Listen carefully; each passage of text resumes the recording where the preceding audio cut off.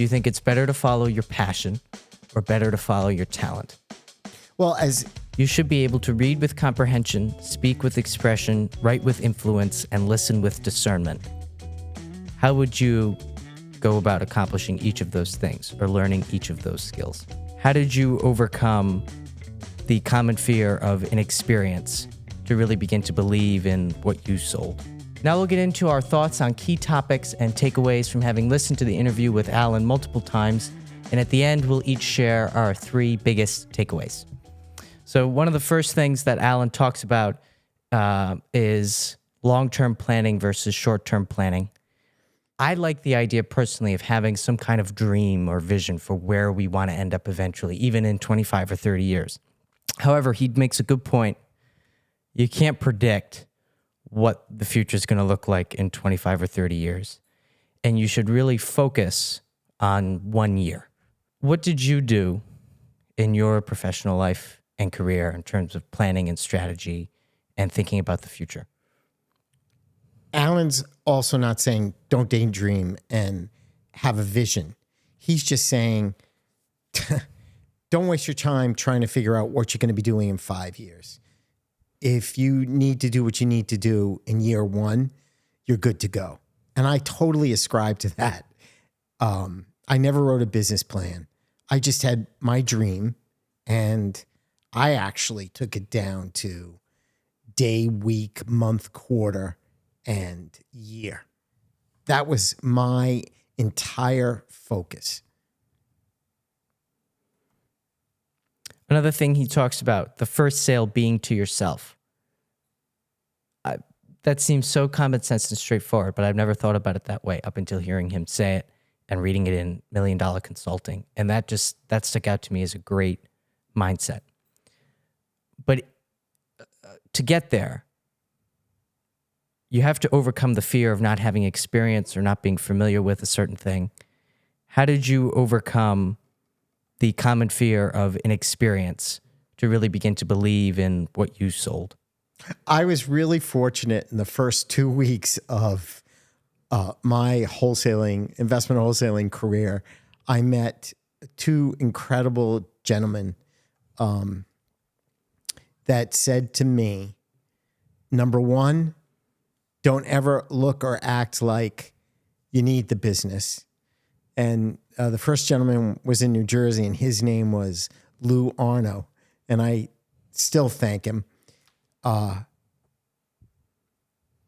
looked at him and I said, but Lou, I do. I have to make my car payment and my mortgage payment. He said, that's why I'm telling you, you look so raw. You can't be like that. And I don't know, something just clicked. And from that moment on, like Alan says, it's either you're going to be a peer and respect yourself, or it's not going to work. And the other was Ed Forkey and his daughter, who had an office not quite the size of the State Street. Was his name Marshall? Alan? Marsh Carter. Marsh Carter. Alan mentioned, but it was a good size. And this was in Richmond, Virginia. And I went down there after this is my second week being in New Jersey. And it was like I was getting it all out in the first 4 minutes. He got up from his I walked in, he's sitting at this huge partner's desk, and his daughter, who was much younger than he was standing up behind. I thought I just walked on a TV set. I mean, it was incredible, beautiful. And he let me finish, and then he got up. He came and he put his arm around me, and he said, Billy, I'm going to share something with you. Down here, it's whether we think you're telling the truth and we like you, and then we do the business. So you need to just relax and answer my questions. And with those simple 2 pieces of advice, I would say they were 2 of the most invaluable lessons that people wanted to share with me in my whole career. And I used that for the rest of the time. Alan talks about 3 bricklayers. One that's just laying bricks, one that is building a cathedral, and the third one that says he's bringing people closer to God. Right. So then he says you have to have your passion because your passion helps you overcome everything, stress, fear, which is true. There's also people out in the world who say that the only people who will ever tell you to follow your passion are people that have made it already, that you should focus on following your talent and what's going to earn you an income or money immediately. Because if you follow your passion, most passion things, artistry, movies, YouTube, there's a very low success rate rather than doing something boring that you're more likely to make a lot more money more quickly in. Do you think Alan follows his passion? Absolutely. Absolutely. Absolutely. And he took risk to do it. He took risk, and look at the amount of fun he had doing it, and it brought him extraordinary success. Right. So what do you think? Do you think it's better to follow your passion or better to follow your talent? Well, as Alan says, there's a science to that. Do you remember? About passion, market. Yes. Okay. You need to have a passion and a market need that match. Exactly. So that's what you take the time to figure out. In summary, along the way in your career, you pick up pieces of your passion. Like Alan said, I knew I was a good writer and a great writer and a great speaker. So when I had to make the choice, that's what I went with. And I went with my strengths. I didn't try and change my weaknesses. I agree with that 100%. Fear and guilt mask talent.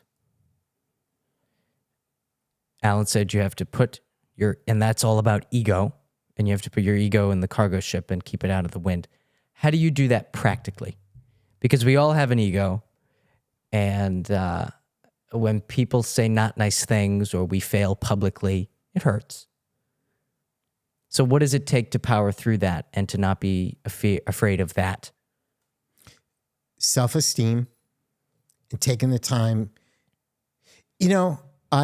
This is part of my 3 takeaways, but so I won't have to summarize at the end. What you do when you're not around people, in some ways, is more important than what you're doing when you're around people. And when you're alone, you should be looking at the things that your ego creates to chip away at your self-esteem. And to have clarity when you're in front of someone and to be able to say without even taking a breath, well, how do you know you couldn't have done 34%? That takes someone who really believes in themselves and believes in the value that they could add to a company. So how do you build self-esteem? To build self-esteem, you need to truly get past what's all that white stuff, the chatter that you see on TV or static in a radio. White noise? White noise. All the crazy stuff you always hear in your head. You need to just sit down and say, okay, enough's enough. I've had it. It doesn't serve me well. What do I need to do to get over that? Once you start doing that, or programming that is not real, like the shoulds. You want to start building self-esteem? Start with one thing. So this is what I would leave you with. Just knock off the shoulds, because shoulds are based in programming. What is it that really makes your heart fly? What really makes you feel fulfilled? And I'd add to that a couple things that I just think. Any thoughts that are along the lines of, I can't blah, blah, blah because of blah, blah, blah. Not true. You just have to start thinking they're not true. How many super beyond successful people, once they make it, say, I had no idea how to do this when I started. I just felt it. If you eliminate the reasons in your head for why you can't be successful, then you'll begin to believe you can be successful at whatever it is you're pursuing.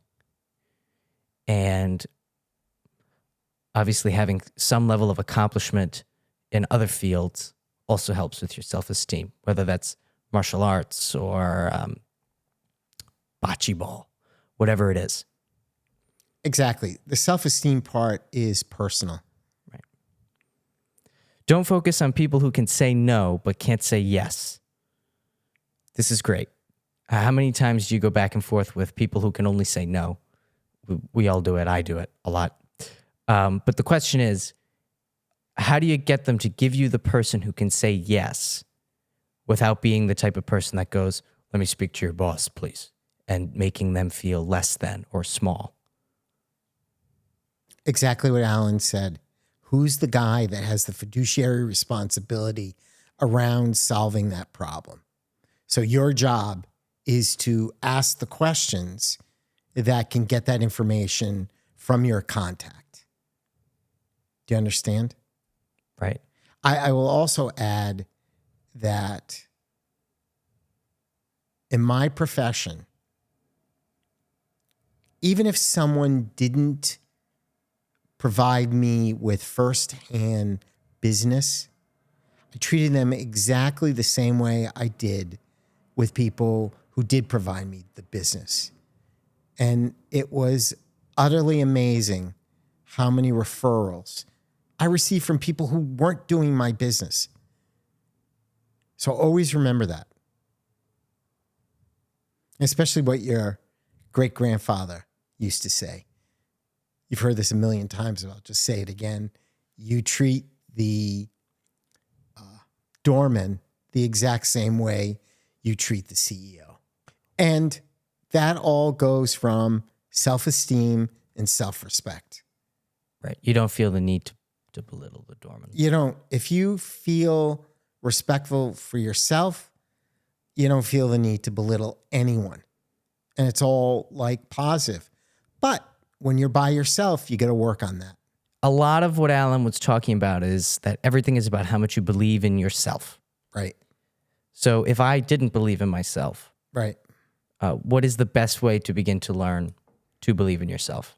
I would break that down into personal and professional. And I'll start with professional.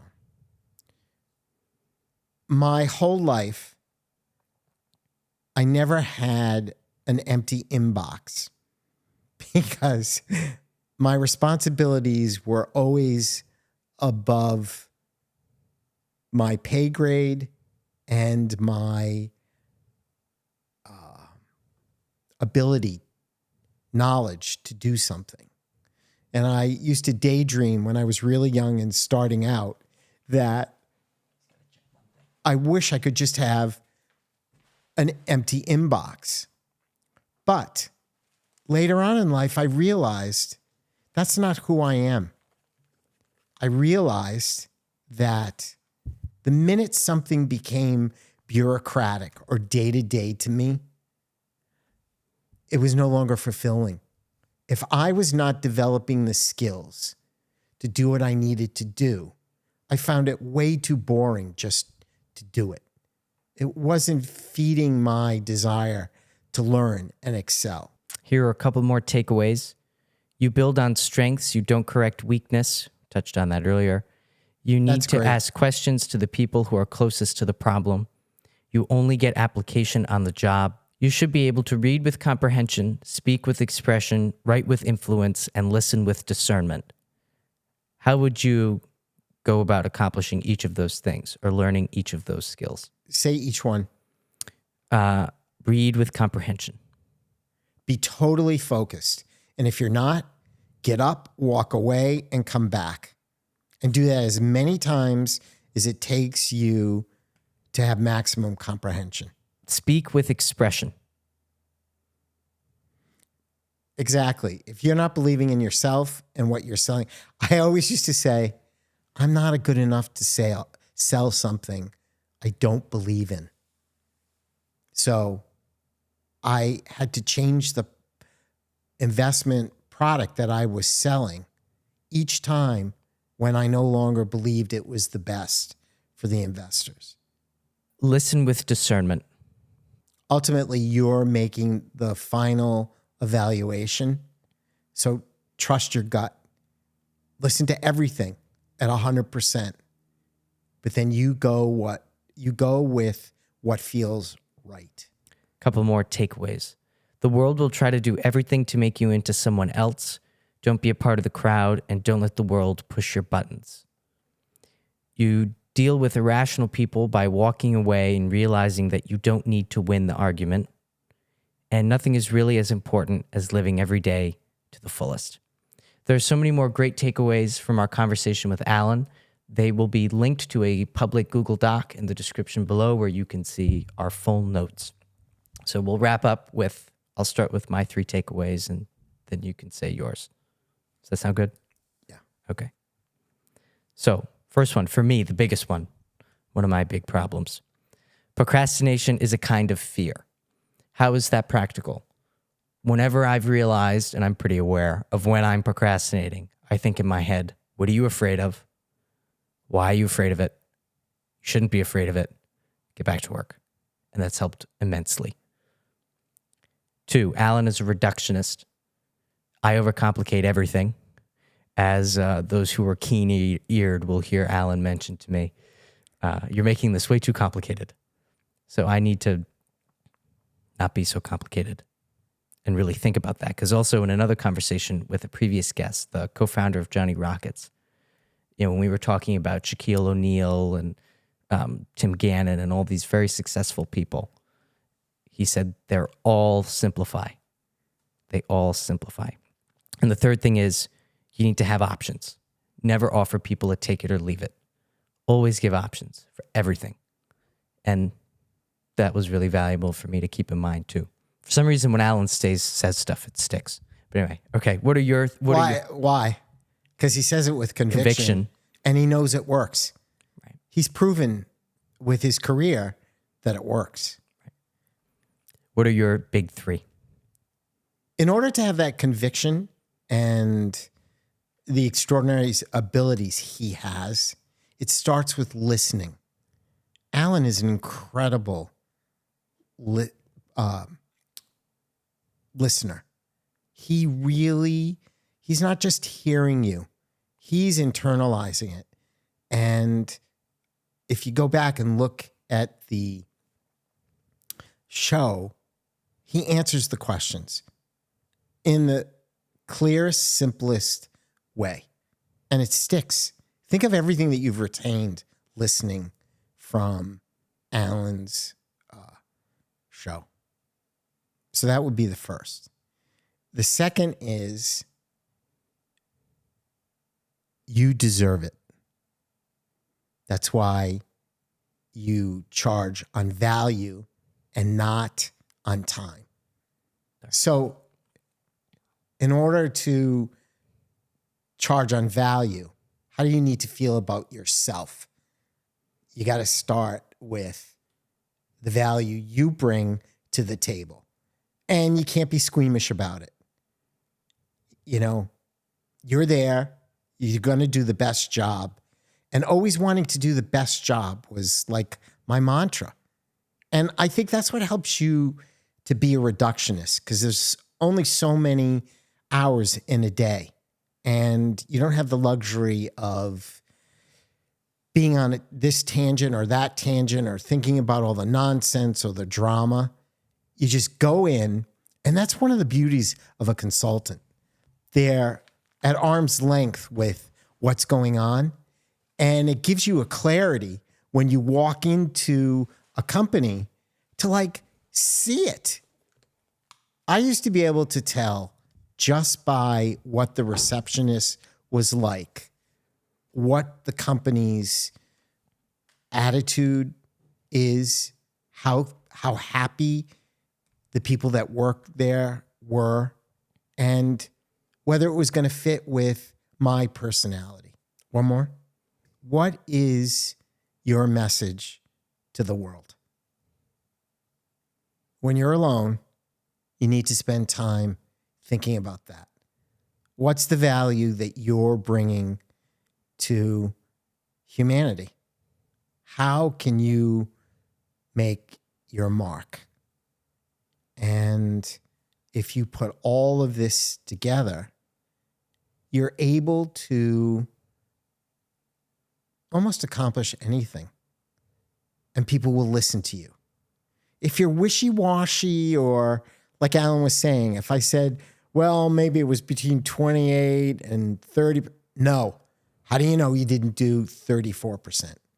Seems easy to just be able to say that, but unless he really felt the way he did about himself, and unless you have an investment in you, in what service you're providing, you can't come up with those answers. That's like a no-brainer once you've done your work, because you don't think of yourself separate from your work. You are the consulting. You're not a consultant. If you really take that in, not just say, what the heck are you talking about, Dad? If you can really experience that, I'm not a consultant, I'm the consulting. That's where all the energy and the power and the assurance will come out.